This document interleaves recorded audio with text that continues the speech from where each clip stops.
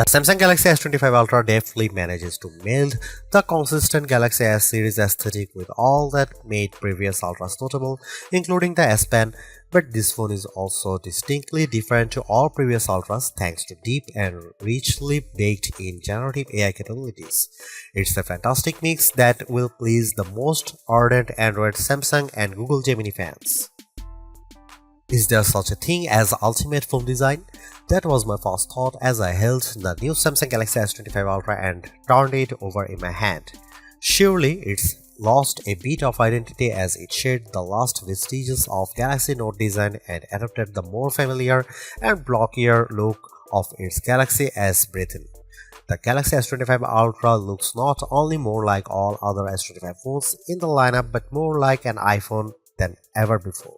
I don't consider this mimicry. Instead, as I noted above, there may in fact an ultimate smartphone design, and for the Ultra line this shift was inevitable. A moment of sadness, though, for the once iconic Galaxy Note that owned the flagship designation in both looks and functionality. It was the only smartphone virtually industry-wide that included an integrated stylus. Somehow, Samsung has managed this slimmer, lighter and squarer makeover without losing space for the S Pen, which alone is an achievement worth celebrating. Fine, however, people are done talking about the new design, including a slightly larger screen than the S24 Ultra. They will likely become obsessed with the deeply integrated AI experience. With the S25 line, Samsung has effectively blurred the lines between Galaxy AI Bixby's system-level AI actions and Google's Gemini's generative AI capabilities, and Samsung isn't shy about presenting its partners' capabilities. They are accessible through a long press of the power button, and while the connections between Gemini, Google's apps, and Samsung's apps isn't always seamless and automatic, when it works, it's smooth and quite useful. There are promises in here of a deeper understanding of you by watching not just what you do on the phone but how Samsung connected wearables like Galaxy Rings, Galaxy Watch and SmartThings accessories gather data and understanding of your physical and smart home-based activities. Ultimately, that information is presented as part of now brief home screen widgets that give you, among other things, morning and evening briefs. That tracking might sound scary if Samsung hadn't worked closely with silicon partner Qualcomm to ensure that the Snapdragon 8 Gen 8 Elite for Galaxy has a silicon core that's devoted to your personal data engine, and if it weren't for Samsung's liberal use of its Knox security both of the phone and across its ecosystem of devices. In my time reviewing the S25 Ultra, I saw some personal insights in my briefs but not enough for them to be meaningful. I think this is the kind of feature that will bear fruit after weeks of using the phone and essentially training the AI to understand you.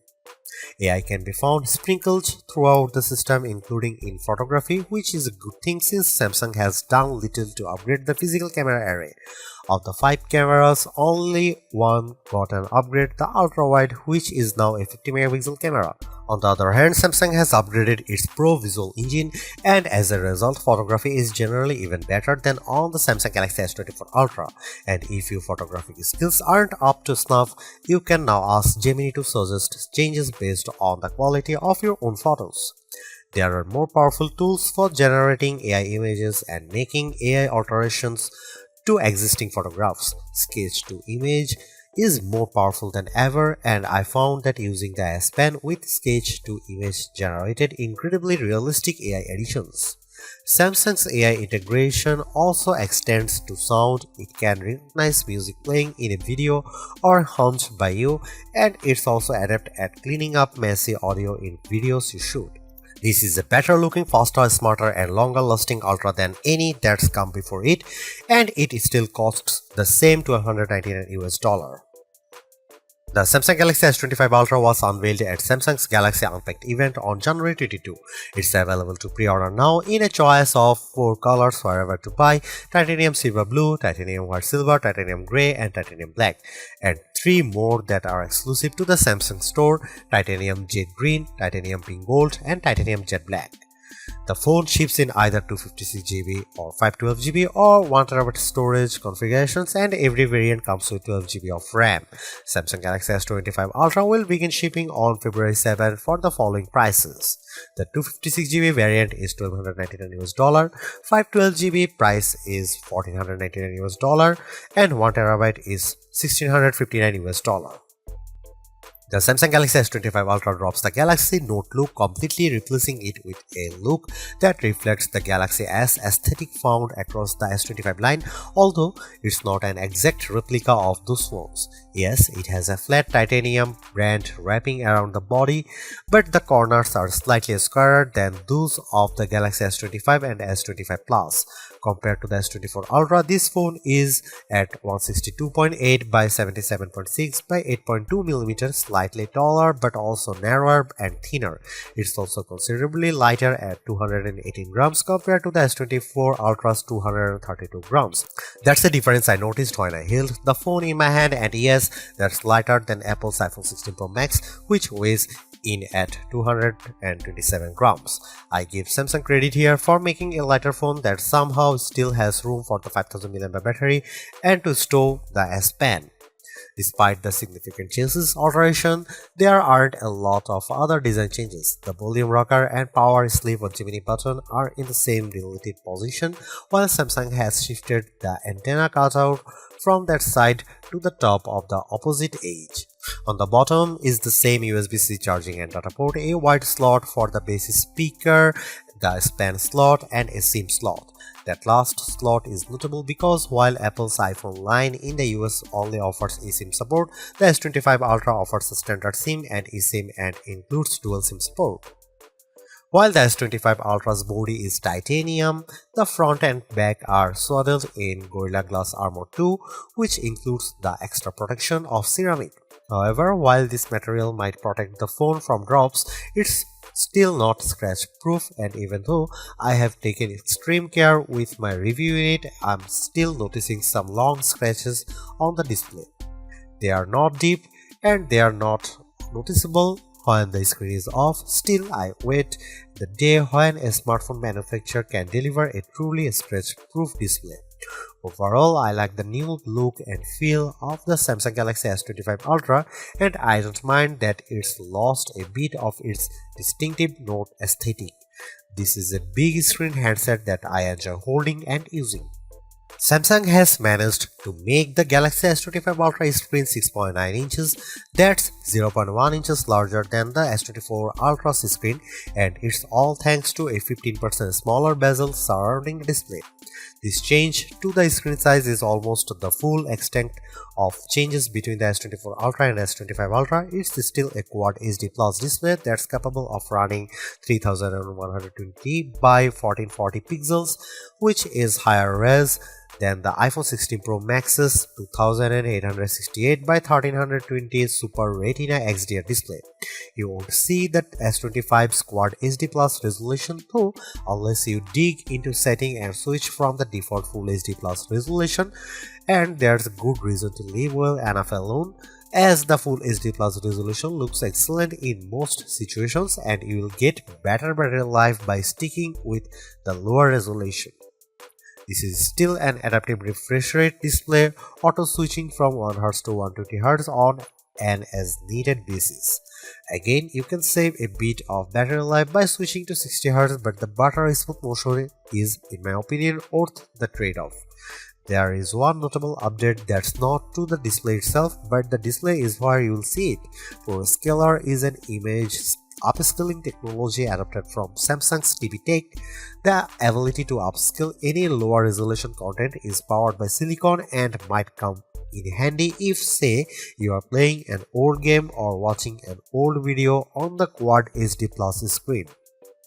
It's a beautiful, perfectly flat screen, and unlike on the iPhone 16 Pro Max, there's no large island cutout for cameras, sensors, and information. Instead, there's just a small circular cutout for the 12-megapixel front-facing camera, and it's not something you notice while watching movies, playing games, browsing the web, or engaging with Gemini. Underneath, The screen is an ultrasonic fingerprint reader. I initially only registered my thumb but found that the scanner sometimes struggled to read my print. My skin is incredibly dry right now, so that might have contributed to the flakiness. Later, I registered multiple digits and found better luck with an index finger. I also used a pin and my face to unlock the phone. The integrated S Pen looks, feels and essentially works the same as the S Pen in the S24 Ultra, but with one notable difference: it no longer has Bluetooth Low Energy support. This means that some of the long-distance remote control features no longer work. You can't use them button on the Pen 2, for instance, advanced lights. Samsung told me they removed BLE support because so few people were using the related features, and I can say that I didn't miss it in my tests. In general, I'm a big fan of the S Pen. It's thin and small but a worthy drawing implement. I used it in notes, sketchbook and sketch to image, and it's also good for note taking. I was impressed by how effortlessly Samsung Notes could convert my scroll to accurate text. At a glance, the Samsung Galaxy S25 Ultra camera area looks unchanged from the S24 Ultras, but Samsung has given the array a visual upgrade. All the lenses now appear to almost float above the chassis. It's a neat effect, but for the most part it's a skin-deep alteration, and Samsung has left almost all the camera aspects unchanged. Here is what you will find on the S25 Ultra. You get the same 200 megapixel main sensor, 50 megapixel 5x telephoto, 10 megapixel 3x telephoto, and 12 megapixel front shooter found on Samsung's previous Ultra model. The only new camera of the bunch is the 50 megapixel ultra wide. More pixels here mean better low light performance for ultra wide shots and more detailed macro shots. As evidenced in my test, this is mostly because the camera defaults to bind shooting, which means it's combining roughly 4 pixels for each one in the final image. Similarly, you will do most of your 200 megapixel main camera shooting in a pixel binned 12 megapixel mode. Here are some camera samples of Samsung Galaxy S25 Ultra.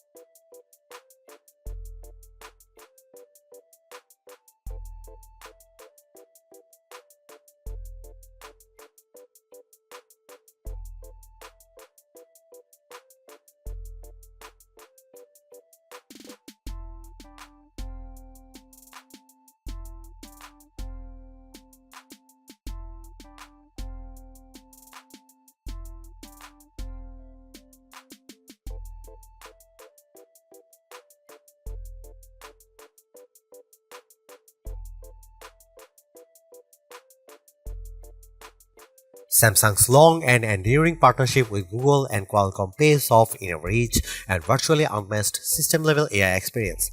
One of the hallmarks of this system is that it's less about which AI is doing what than it is about execution and availability. You might be using Galaxy AI for one task, Google Gemini for a different prompt, and Bixby for a system-level query. The lines between these systems are blurred, as are those between apps built by Google, Samsung, and third-party companies.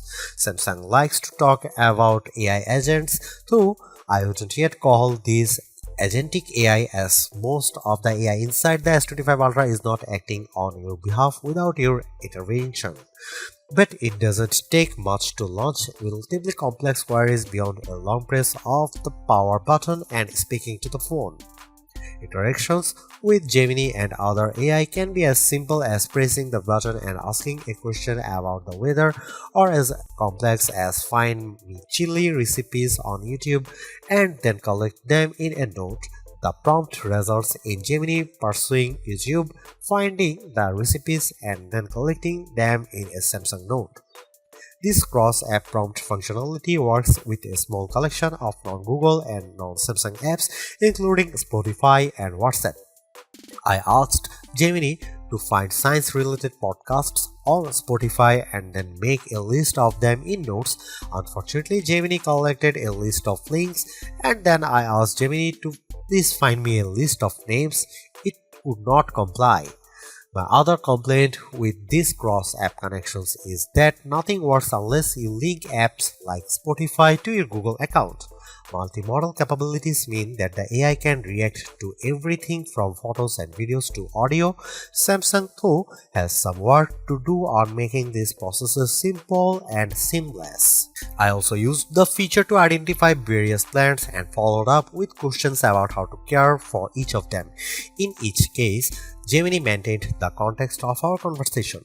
One of the more exciting aspects of the S25 Ultra's AI capabilities is its potential to learn about you and offer helpful daily guidance. This shows up as the new Now Brief widget on the home screen. At a glance, this might appear like a simple, albeit personalized widget with some information about your day, but it's more than that and may become more useful the more you use the phone and the more Samsung devices you own. Now, Brief is tied to the new personal data engine, a local bit of learning AI that's housed in a special core on the Qualcomm Snapdragon 8 Gen Elite chip. The S25 Ultra uses their processing space to gather and analyze useful and, of course, encrypted data and insights about you, and then present it in morning, midday, evening, and late night briefs.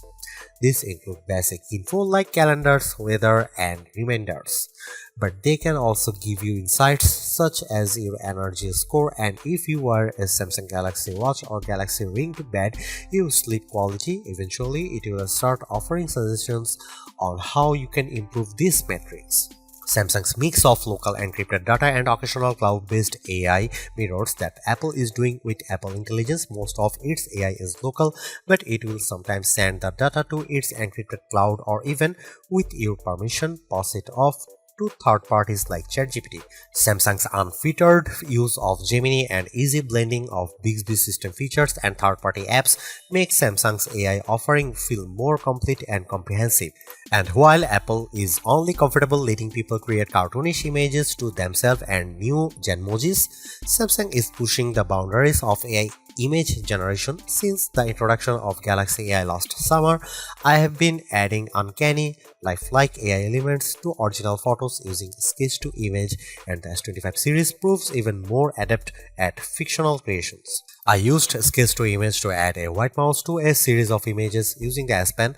I sketched a simple line drawing of a mouse, doing my best to accurately position it on each surface. Then I let Samsung Galaxy AI do its work.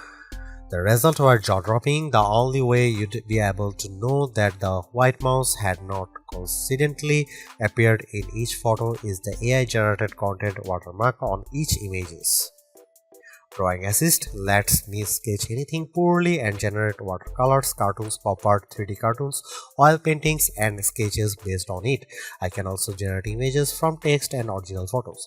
The sketch features do a nice job of turning photos into line drawing. The system can be a bit unpredictable, though. I entered the prompt a bird flying over the Empire State Building, and S25 Ultra's Image Assist refused to generate an image because the prompt might contain inappropriate content. More practically, Samsung's Galaxy AI was effective at helping me clean up images using generative edit. It was effective at removing a man who chose to step into frame just as I was trying to run some nightography test. AI has helped Samsung add its own Shazam feature. If I'm watching a video with a song in it, I can identify it by pressing the virtual home button and choosing the note icon. This worked every time when I tried it with YouTube and Instagram Reels, and it was also able to identify any song I tunefully hummed. A more useful audio feature in my opinion is the new audio eraser. This is very similar to Apple's audio mix tool. Both can identify, separate and remove background noises in videos. Samsung's version did an excellent job of removing all noise from a video I shot on busy street. Yes, if you remove all background noise, the final audio can sound a bit unnatural, but I'm still impressed. As a system, One UI 7 is cleaner and smarter than ever. Even Gallery has been given an AI upgrade, so it's better at returning useful photo results. I can now select the search icon and then speak my query with typically accurate results. I asked for photos of plants and the S25 Ultra instantly returned all my photos that include plants. I still prefer using Google Photos, which of course is preloaded on the system and can back up all your Galaxy S25 photos. If you let it do that, you'll find no better image search engine. The Samsung Galaxy S25 Ultra is the best Android phone you can buy right now. Interacting with AI has never felt more natural or useful. In addition, the phone's gorgeous screen, helpful S Pen, solid battery life and class-leading power all contribute to Samsung's most well-rounded offering. Top-tier cameras with exceptional zoom merely top it all off. You can get a similar overall experience from the Galaxy S25 Plus and the Pixel 9 Pro XL for less money, but with a slightly smaller screen and without the stylus. For anyone seeking the ultimate Android phone too, the Galaxy S25 Ultra is our editor's choice winner.